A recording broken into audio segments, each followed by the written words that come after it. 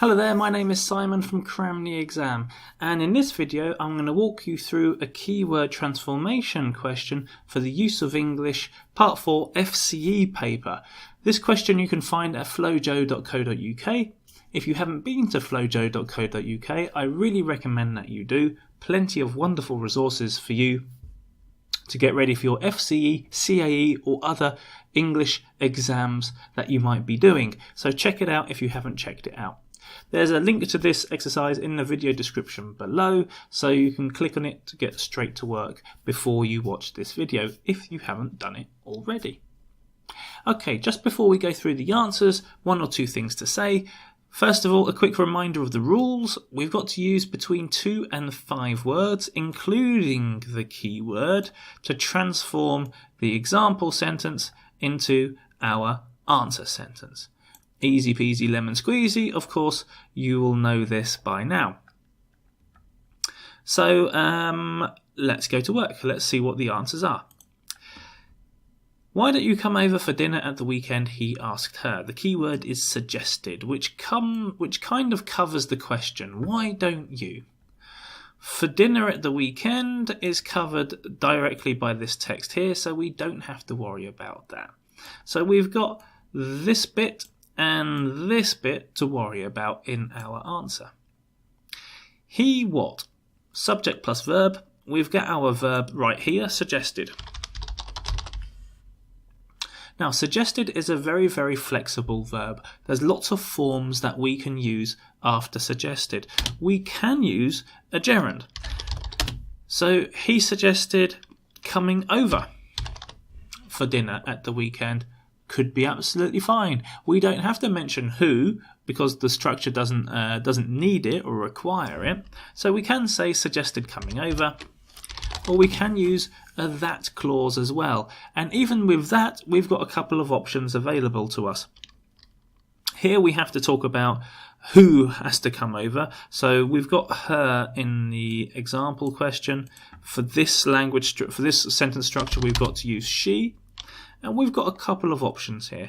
We can say come over, or we can say came over. Both are absolutely fine. And if we have a look at our answers, we can see all of these options are correct. He suggested coming over. He suggested that she came over. He suggested that she come over.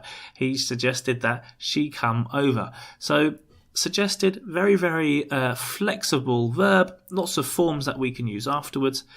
Using that is more formal than not using that, but for the purposes of this question, we can use either. Everything is within the 5-word limit. So if you got that as your answer or one of those options, well done you.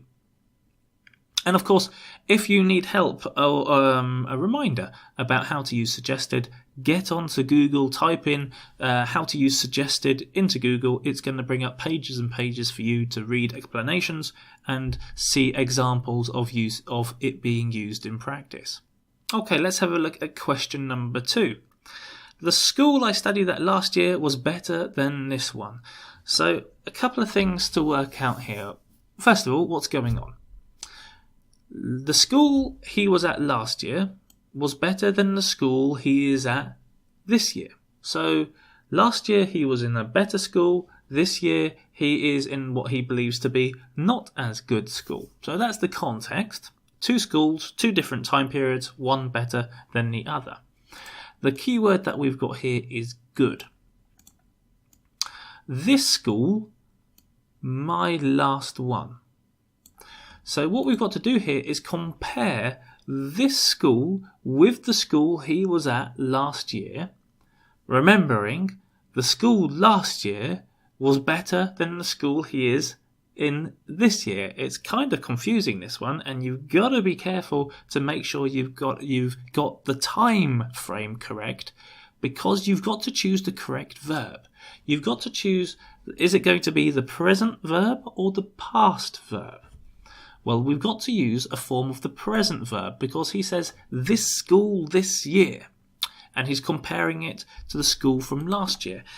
Now, we've also got to pay attention to the fact that we've got to introduce a negative into this sentence at some point, because good is positive, but we don't want to say positive for anything positive. We want to create a negative, which means that we've got to use the correct auxiliary verb, which in this case is with the negative form, which is isn't.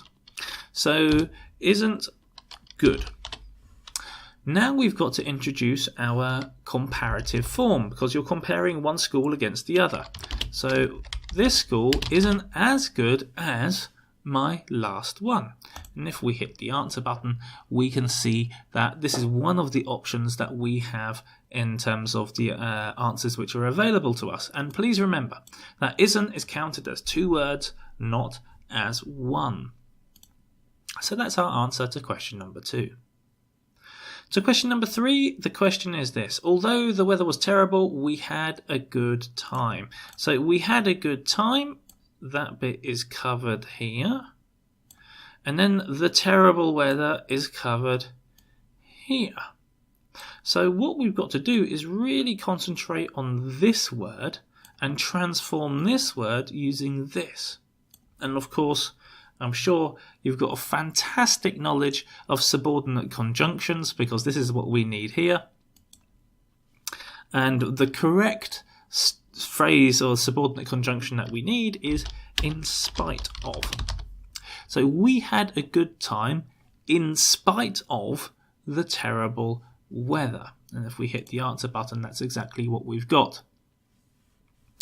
And we've got 3 words here. Now, of course, in spite of and despite mean exactly the same thing, but in spite of is 3 words, and of course we can't change spite. So if we were to write despite, this would be wrong because we're changing the key word. So we've got to use the other form, which you can see up here, which is in spite of. For question number 4, being rude is inexcusable. So we've got is, which is covered in here. We've got rude, which is covered here. And then we've got the key word here, which is buried in this. So inexcusable and excuse are related in terms of language. So what's our answer here? This is clearly a negative form because we've got the negative prefix here. So we've got to have a negative form in our answer. So we would have to start off with the negative form. There is no excuse. And now if we remember our language patterns, we would know that the language pattern would be, no excuse plus gerund. And the gerund we've got is actually here.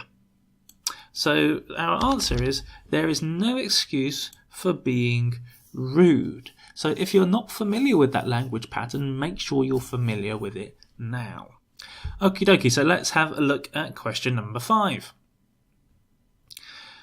I regret taking up smoking. We've got wish here, and then we've got this language I, which is covered by this bit here, and then we've got up smoking, which is covered by this bit here. So what we've got to concentrate on is regret taking and wish. So how do we do this? Well, let's start off straight away by saying I wish. I wish what? And now we've got to think about this. Now, taking up, we've got to have a form of taking, take, because this is the phrasal verb. So we know we've got to have that in here somewhere. So for the time being, let's keep the same form.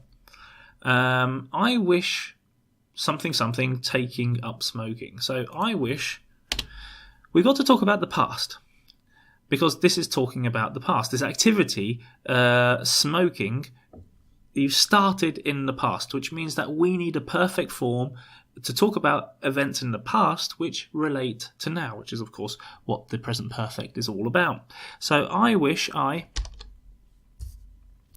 and now we've got to use the correct form of the perfect. I wish I hadn't...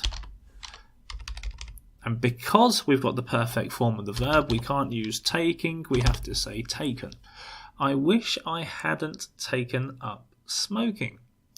If we hit the answer button, we can see we've got two possible options. I wish I hadn't taken and I wish I had not taken. Remember, hadn't, even though it's a contracted form, counts as 2 words. So even if you write this, you're still using 5 words.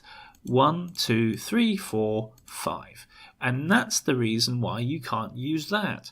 I wish that I hadn't taken up smoking would be wrong. There would be 6 words in your answer. So I wish I hadn't taken up smoking. For question number 6, the police are interviewing the suspects. Keyword is interviewed, which is a form of this structure here. We've got the suspects over here, the police are covered over here. We've got a classic example of an active sentence being transformed into the passive. So what we need here is the correct form of the passive. So the suspects are being interviewed by the police. Here we've got the continuous form, which means the passive must be in the continuous, and after the passive we've got the past participle. So the suspects are being interviewed by the police. If we hit the answer button, that's exactly what we've got. Okay, thank you very much for following me as I went through the answers. If you've got any questions at all, if you're a little bit confused about anything that I said, or you just plain disagree with me, leave a comment below in the comments below the video, and I will get back to you. I love having conversations, finding out what people think, and if people have different views, more power to you. Let me know all about them. And remember, if you are studying for your FCE or CAE exam and you're using one of the more popular course books on the market, check out my website CramTheExam.com. I might be able to help you out. Okay, thank you very much, and I'll see you again soon.